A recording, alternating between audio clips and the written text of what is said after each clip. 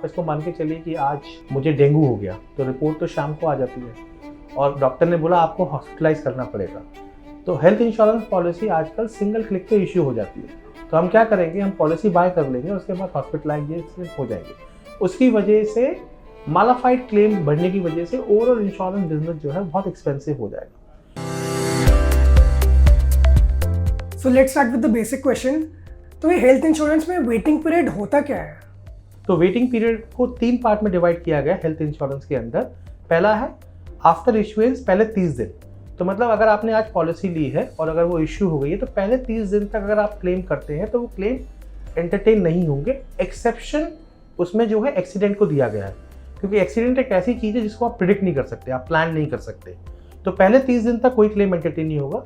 जो दूसरा waiting period है वो है आपकी ऐसी डिजीज़ के लिए जिनका ट्रीटमेंट डेफर किया जा सकता है, तो जिसे हम स्लो ग्रोइंग डिसीज़ बोलते हैं।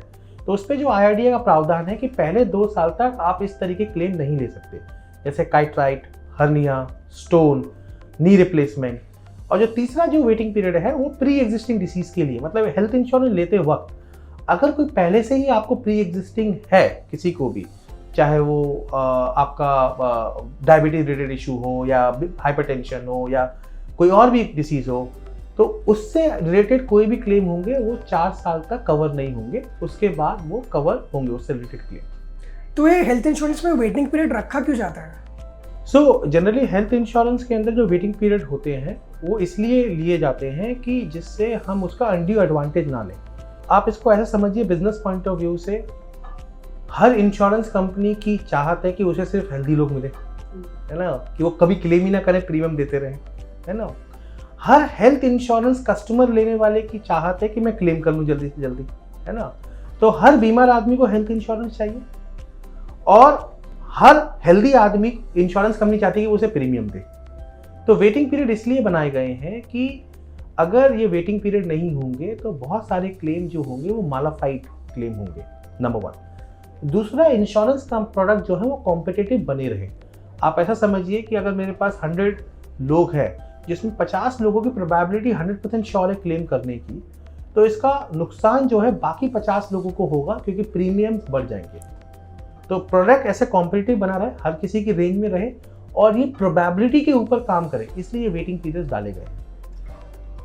अगर आपको वीडियो अभी तक अच्छा लग रहा है तो आप सब्सक्राइब कर सकते हैं, बिकॉज हम इस टाइप के वीडियोस एवरी वीक डालते हैं।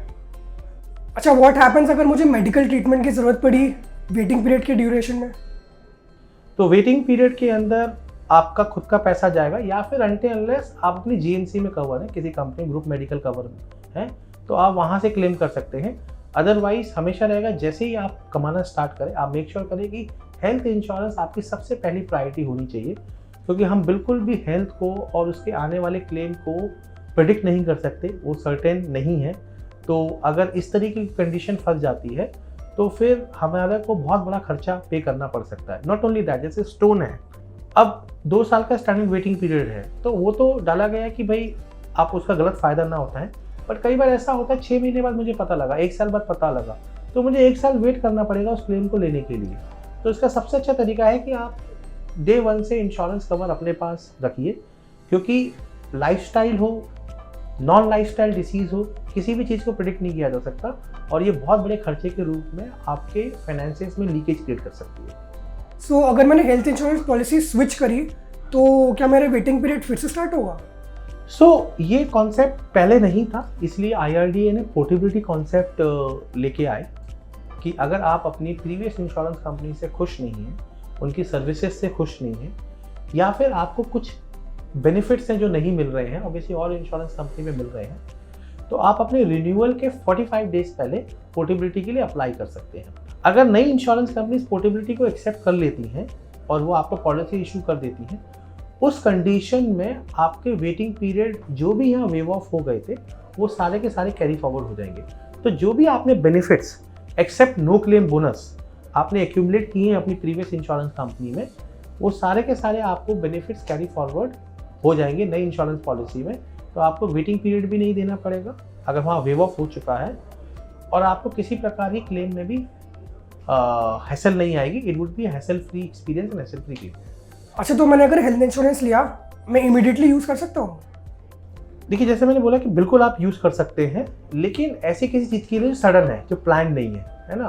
तो अगर आप हेल्थ इंश्योरेंस लेते हैं तो पहले 30 दिन कोई भी हॉस्पिटलाइजेशन कवर नहीं है एक्सेप्ट एक्सीडेंटल।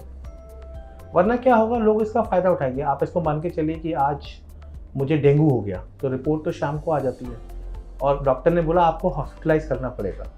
तो हेल्थ इंश्योरेंस पॉलिसी आजकल सिंगल क्लिक पे इश्यू हो जाती है। तो हम क्या करेंगे, हम पॉलिसी बाय कर लेंगे, उसके बाद हॉस्पिटलाइजेशन हो जाएंगे। उसकी वजह से मालाफाइड क्लेम बढ़ने की वजह से ओवरऑल इंश्योरेंस बिजनेस जो है बहुत एक्सपेंसिव हो जाएगा।